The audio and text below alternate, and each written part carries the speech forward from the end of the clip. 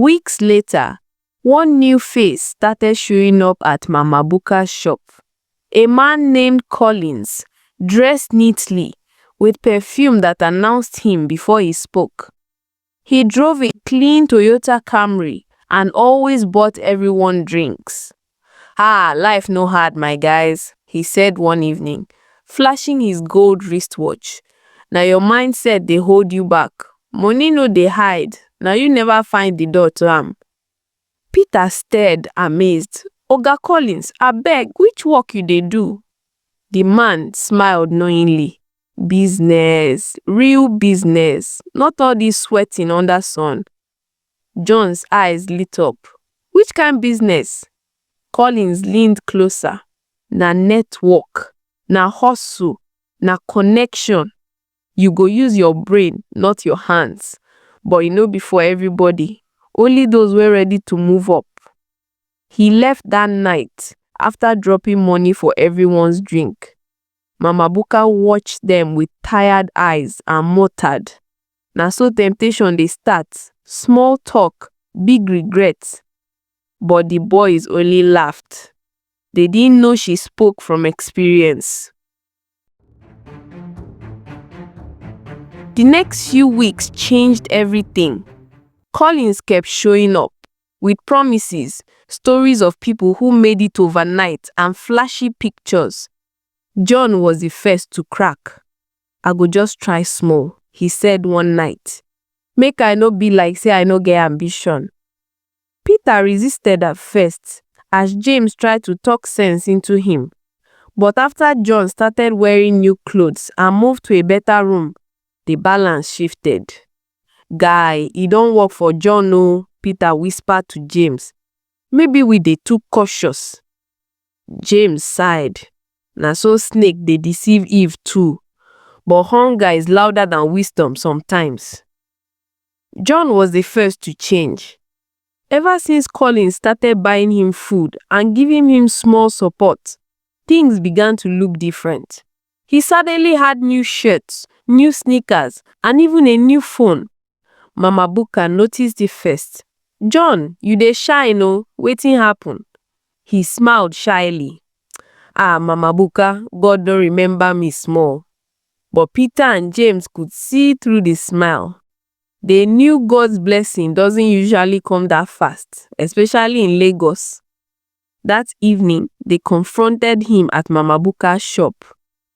"Guy, you fit talk true. Wetin Collins do for you?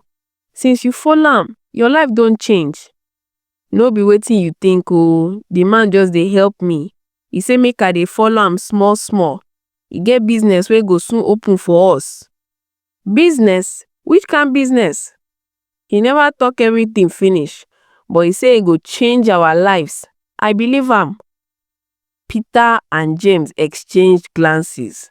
For the first time, they allowed themselves to hope that maybe, just maybe, Collins was an angel in disguise. After all, who knows how help can come? Was it not said that destiny helpers don't always wear white robes? And so, slowly, their resistance began to break. Soon, they all joined, and from that day, their lives began to move faster than they could control. One humid evening, Collins invited the three of them to sit with him. He arrived in his car, wearing a crisp shirt and a gold chain that sparkled under the street lights. He ordered drinks for everyone and leaned forward with a serious look. "You boys wan make money, abi?" "Yes." "Good. But I go tell you na truth. Money no dey easy o. This life no favor the weak. Na only those wey get mind fit chop the fruit of wealth." They nodded silently, their eyes fixed on him. Collins, lowering his voice. "There are doors in this world wey normal eyes no fit see. If you wan make your life change, you go open one of those doors. But make you no fear. Na nothing dangerous. I no go harm you na." He paused, reading their faces. "So, wetin we go do?" "Just small assignment. I go carry you na go meet Baba wey help me. Nothing wey una no fit do. Just courage. After 3 days, una go see money flow like water. But if you no get mind, no follow me. The air grew still. Even Mama Buka's laughter from inside her shop could not break the silence. Finally, Peter spoke. We don't suffer too long.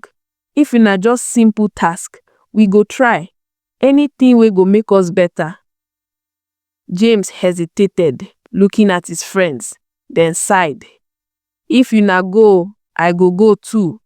We start this struggle together. We go end them together. Collins smiled, satisfied. Good boys. You no go regret them. Just be ready. That night, none of them slept well. Peter kept dreaming of cars and houses. John imagined his family dancing when he finally made it. James just prayed silently, unsure if they were walking into light or darkness. 3 days later, before dawn, Collins arrived in his car. Make we dey go, he said. The road was long and winding. They drove past towns, forests, and lonely roads. The farther they went, the quieter they became. Peter, trying to laugh. So now here money they hide since? Collins, grinning. Money no dey sit yellow no. Sometimes e dey bush. After hours, they arrived at a quiet compound on the outskirts of Ijebu-Ode. The house was old, with strange markings on the walls. An old man sat in front of it, his eyes sharp like someone who could see through souls. Collins, bowing slightly. Baba, these be my boys, oh, them ready. Baba, smiling faintly. Welcome, sons of the city. You seek what your fathers could not find. Peter felt a shiver run through his body. James swallowed hard. John's heart began to race. To receive wealth, you must first see wealth. Are you ready to see what others fear to see? They looked at each other and nodded. Baba, the old man, looked at them for a long moment, his eyes cold and knowing. Your journey is simple, he said finally, his voice low but firm. Wealth is like a river. If you obey the rules that guide its flow, it will overflow in your direction. But if you cross the wrong current, it will drown you. Peter, James, and John nodded quickly, eager and nervous. Good. You will each take something from here, a symbol of the covenant between you and the world you are asking to open. When you return home, you will use it quietly, just as I will instruct you. No noise, no delay, no fear. In 3 days, your eyes will see wonders beyond your imagination. He walked around them slowly, murmuring words none of them could quite understand, words that seemed to make the air heavier. He then handed each of them a small wrapped bundle. Inside was a dark, handmade soap, coarse and heavy. Baba said, when you return, use this in the early hours before the world wakes. Do it for 3 days. On the 3rd night, when the clock strikes midnight, your world will change. Do not be afraid of what you see or what you become. It is the process. After 7 days, you will return to me and your transformation will be complete. After that, wealth will chase you like shadow chases the sun. The 3 friends exchanged uneasy looks. Baba, you sure say this thing no go harm us?